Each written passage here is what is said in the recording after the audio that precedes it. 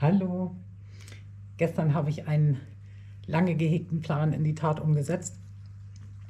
Der rumorte schon ein bisschen länger in mir, aber die Zeit war irgendwie nie da.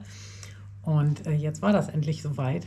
Ich habe meine 3 Panoramafenster-Aquarien, die hier neben mir sind, bei denen ich gerade sitze, alle so bis auf, ich würde mal sagen, 5 cm Wasserstand leer gemacht und habe die dann, was war das denn, dichter zusammengerückt. Und zwar aus dem einfachen Grund, weil ich wollte, dass die hier an meinem Panoramafenster, was ja sozusagen das zentrale Schmuckstück in meinem Wohnzimmer ist, ein einheitlicheres Bild ergeben. Dadurch, dass die Bepflanzung in den Aquarien sehr ähnlich ist. Mittlerweile habe ich nämlich wirklich alle Pflanzen aus diesen Aquarien entfernt, die unter den gegebenen Bedingungen, Low-Tech-Aquarium, mittlere Beleuchtung, geringe bis keine Düngung und reiner Sandboden gut wachsen. Also alles, was da nicht so gut gedeiht, anspruchsvolle Stängelpflanzen und so weiter, habe ich hier also restlos entfernt aus den 3 Becken, sodass hier nur noch die Pflanzen, auf die ich mich 100%ig verlassen kann, dass die bei mir gut gedeihen, auch mit meinem harten Wasser, mit hohem pH-Wert, ohne dass ich da irgendwas strecken muss mit Osmosewasser und so weiter. Ja, und das hat sich dann reduziert auf, ich sag mal, 3 große Pflanzengruppen. Das sind Cryptocorynen, Anubias und Sagittaria. Und hier eine einzige Ausnahme in meinem 70-Liter-Becken. Da wächst noch eine Echinodorus, ein kleiner Bär. Der macht aber seinem Namen alle Ehre und ist immer noch sehr klein, sodass der also kaum auffällt vom Gesamtbild her. Ja, und da sich also diese 3 Pflanzengruppen auch in entsprechend ähnlichen Sorten hier in allen 3 Aquarien befinden, wollte ich, dass das Gesamtbild wirkt eher so, als wäre das, ich sag mal, ein großes Becken oder ein zusammenhängendes Layout von der Bepflanzung her in 3 verschiedenen Becken. Ja, und deswegen habe ich die einmal leer gemacht, habe sie enger zusammengerückt. Da ist jetzt überall nur noch 1,5 cm Platz zwischen den Scheiben. So ein kleiner Sicherheitsabstand, und damit man da auch mal mit dem Geschirrhandtuch dazwischen kann und sauber machen kann, wollte ich die jetzt nicht komplett aneinander rücken. Ja, und die Bepflanzung in den Becken, die habe ich dann eben entsprechend weggerodet oder neu gepflanzt, sodass das jetzt sozusagen aus einem Guss ist. Also alle 3 Becken nahtlos ineinander übergehen. Ja, und wie ich das gemacht habe und ob mir das so gelungen ist, wie ich mir das vorgestellt habe, das zeige ich euch jetzt gleich mal in meinem Video. Und am Ende des Videos gibt es dann auch noch ein paar hoffentlich gut gelungene Aufnahmen von diesen 3 Becken, die jetzt quasi eins geworden sind. Ach so, ja, also auf so einer großen Fensterbank, an so einem schönen großen Fenster, ein einziges großes Becken stehen zu haben, das wäre natürlich eine tolle Sache. Das kann ich nur leider deswegen nicht umsetzen, weil ich hier also maximal 30 cm tiefe Becken draufstellen möchte. Oh, hört man das? Draußen ist Gewitter, ignoriert das mal eben. Genau, ich möchte hier maximal 30 cm tiefe Becken draufstehen haben, weil die Fensterbank leider nur zur Hälfte untermauert ist. Und die andere Hälfte, die ist quasi freischwebend. Und da möchte ich es jetzt nicht riskieren, mit den Becken hier, so, ich zeige euch das mal, an diesem vorderen Rand der Fensterbank sozusagen noch weiter nach vorne zu wandern, weil da ist dann ja auch entsprechendes Gewicht drauf durch Wasser, Bodengrund, Pflanzen, Hardscape und so weiter. Und ja, das möchte man ja nicht riskieren, dass dann da irgendwas Schlimmes passiert mit meiner Fensterbank, obwohl die recht massiv wirkt und wir da testweise auch schon 3 erwachsene Menschen drauf gesessen haben und es ist nichts Schlimmes passiert. Aber sicher ist sicher. Also ich habe diese 30 cm tiefen Becken, die habe ich also so weit nach hinten gerückt, dass die hier quasi nur so mit mit 10 cm Tiefe auf dem freischwebenden Teil der Fensterbank stehen. Ja, das ist sehr schade, ne? Also so ein großes durchgehendes Becken, das wäre natürlich was, aber das wäre halt eine Spezialanfertigung wegen der geringen Tiefe und ja, entsprechend teuer. Also das würde mein Budget eindeutig sprengen. Und so ein Standardbecken, wenn das eben eine gewisse Länge überschreitet, also ich sag mal ab 1 Meter, 1,20 Meter plus, dann hat das eben auch eine gewisse Tiefe. Das geht ja auch leider nicht anders vom Aquarienbau her. Und ja, wie gesagt, das möchte ich hier also auf der Fensterbank nicht riskieren, dass mir da irgendwas runterkracht. Ja, und deswegen habe ich eben mit meinen 3 Becken, das sind 2 mal 60 Liter, einmal 70 Liter in der Mitte, das gemacht, was optisch rauszuholen ist unter den gegebenen Bedingungen. Und ja, wie gesagt, das könnt ihr euch jetzt mal angucken. Und ansonsten macht's gut, bis zum nächsten Video. Also, das ist der momentane Zustand. So sieht das aktuell aus auf meinem Südfenster. Man kann das, glaube ich, schon ganz gut erkennen, dass die Bepflanzung jetzt sehr ähnlich ist, sage ich mal. Es dominieren in allen 3 Aquarien die Cryptocoryne, die Anubias nana und das flutende Pfeilkraut Sagittaria subulata.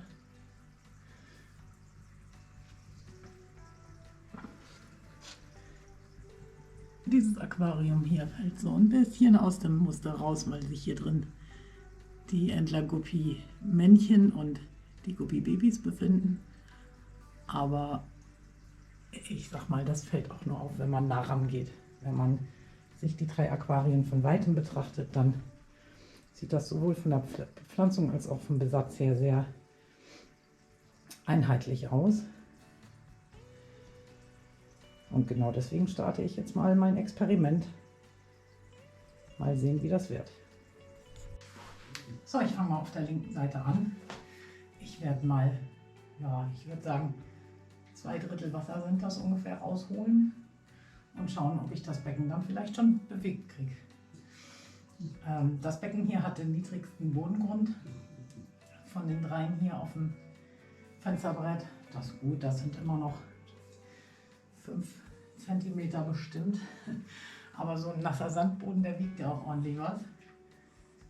Ich habe das große Glück, sage ich mal jetzt für die Aktion, dass hier keine schweren Steine oder schweres Hardscape, schwere Wurzeln drin sind, die ich jetzt rausholen müsste, um das Becken zu verschieben. Also ich denke mal, wenn der Wasserstand gesenkt ist, dann lässt sich das auch machen. Und anders als da drüben das 60 Liter Becken, hat das hier so eine Rahmenkonstruktion. Ich denke auch, das wird ein bisschen leichter sein, als das Becken da drüben zu verschieben, was zusätzlich eben noch auf so einer Schaumstoffisoliermatte steht. Aber mal schauen, ich habe schon öfter 54 Liter, 60 Liter Becken hin und her bewegt und das ist eigentlich immer recht problemlos vonstatten gegangen. Ja, gleich mal gucken, ob es funktioniert. Es bewegt sich. Ihr werdet wahrscheinlich nicht viel davon sehen, weil ich jetzt im Weg bin.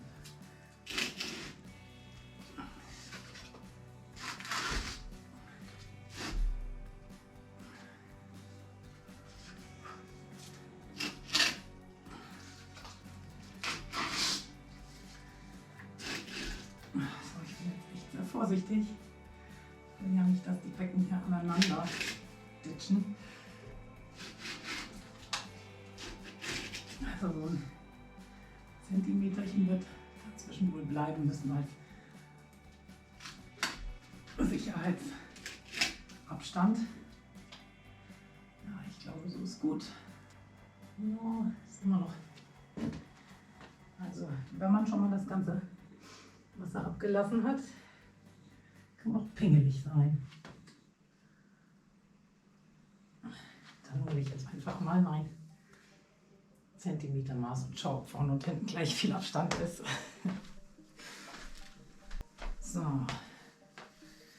Ein gutes altes Holzlineal. Wer sowas noch besitzt, der ist Ü50. Schauen wir mal. Also jetzt habe ich hier 1,5 cm noch zwischen den Aquarien. Und hier hinten auch. Das passt. Sehr schön. Gut. Dann sehe ich jetzt mal zu, dass ich hier das Wasser flott wieder reinkriege. Da mein Brunnenwasser im Moment ein bisschen auf der harten Seite mit hohem pH-Wert ist. Ich weiß nicht genau, woran das liegt, aber es gibt da so einige jahreszeitliche Schwankungen. Im Moment ist der pH-Wert des Wassers, das bei mir aus der Leitung kommt, höher als im Winter zum Beispiel. Also bei 8,0. Was aber eigentlich ganz okay ist, weil meine Aquarien auch dazu tendieren, immer bei 8,0 anzukommen, nach ein paar Tagen auch nach dem Wasserwechsel. Und im Winter hat das eher so 7,6. Aber ja, also der pH-Wert passt. Der Leitwert war jetzt hier in diesem und in einem anderen Aquarium ein ganz kleines Stückchen niedriger. So etwa der Unterschied zwischen 360 und 325, 330.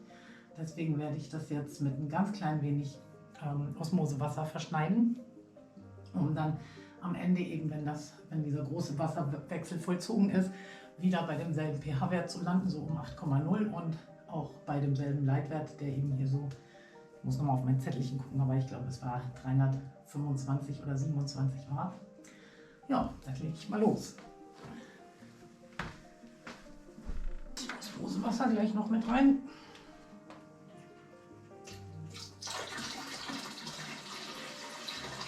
Wenn das gleich voll gelaufen ist, dann mache ich das selber auf der anderen Seite. Das denke ich mal, muss ich nicht filmen, ist ja langweilig, ne? Zweimal dasselbe. Man kann sich ja denken, wie es gemacht wird. Und dann schauen wir uns ganz am Ende mal das Endergebnis an. Ah ja, eine Sache muss ich noch machen, das habe ich jetzt schon vorher gesehen, bevor die Aquarien zusammenstehen. Ich muss hier in den mittleren von der Kryptokoryne, die hier links bis zur Scheibe alles zugewuchert hat, so gute 10 cm nach hinten wegnehmen, damit das zu der anderen Kryptokoryne passt, ganz links im Becken, weil die steht eher hinten an der Rückwand und vorne sind so 10 cm von den niedrigeren hier, von den Lutea. Und da ich ja möchte, dass das optisch ineinander übergeht, muss ich hier noch ein bisschen was rausroden. Das bedeutet eventuell auch noch mal einen kleinen Wasserwechsel im mittleren Aquarium, je nachdem wie viel Mulm mit hochkommt, wenn ich die Kryptokorynen aus dem Boden ziehe. Das ist von Aquarium zu Aquarium unterschiedlich. Manchmal ist das eine richtige braune Wolke und manchmal kommt da kaum was hoch. Weiß ich auch nicht so genau, was da die Parameter sind, warum das manchmal so unterschiedlich ist. Ne? So, während das hier links wieder langsam einläuft, schaue ich mal, ob ich hier die Kryptokorynen halbwegs sauber rausgezogen bekomme. Sollte das nicht klappen, höre ich da direkt wieder auf, weil dann brauche ich erstmal meinen Wasserwechselschlauch, um da so ein bisschen Mulm abzusaugen.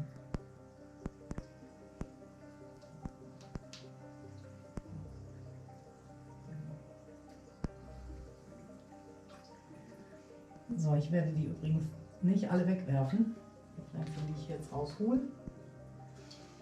Ich habe draußen auch noch ein paar Kryptokorynen, Sagittaria und noch einen kleinen Echinodorus-Ableger. Und die werde ich auf jeden Fall inserieren auf eBay. Letztes Mal, als ich da eine größere Menge Pflanzen aus meinem 54 Liter Becken rausgeholt habe, da dachte ich auch zuerst, ach komm, ist weg. Aber dann habe ich mich doch entschieden, die einmal als Komplettabholung einzustellen, weil ich keine Lust hatte, mir die Arbeit zu machen, jedes Pflänzchen einzeln zu verkaufen. Also habe ich reingeschrieben, 10 Liter Eimer voller Pflanzen plus große Echinodorus für 7 Euro. Und da hat sich also ein älterer Herr mit einer schmalen Rente sehr drüber gefreut und ist von recht weit weg auch zu mir gefahren gekommen, um das hier abzuholen. Und das war ein ganz netter, kurzer Kontakt. Und deswegen habe ich beschlossen, dass ich jetzt meine Bequemlichkeit überwinde und das öfter mache, weil es einfach immer schön ist, anderen Aquarianern eine Freude zu machen. Auch wenn man nicht reich wird damit, aber darum geht es mir ja auch nicht bei dem Hobby. Das ist nicht das Ziel. Wow, das ist eine ganze Menge. Ja, da kommt doch ordentlich was mit hoch. Da werde ich gleich einmal meinen Schlauch umhängen, vor allem weil ich ja, wenn ich die Kryptokorynen, die großen Kryptokorynen raus habe, die kleinen wieder pflanzen werde. Und das macht ja auch nochmal Sauerei. So, jetzt muss ich aber erstmal das Wasser abstellen gehen, damit hier keine Katastrophen passieren.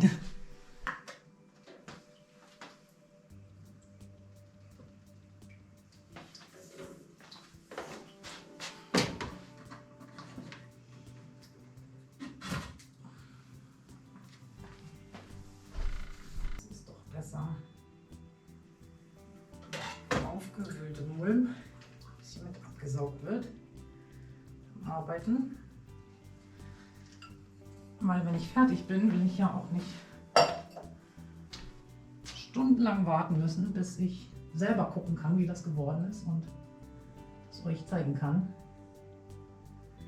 So, jetzt muss ich mal eben mich konzentrieren. Also, hier drüben, nicht aufregen, ihr Süßen.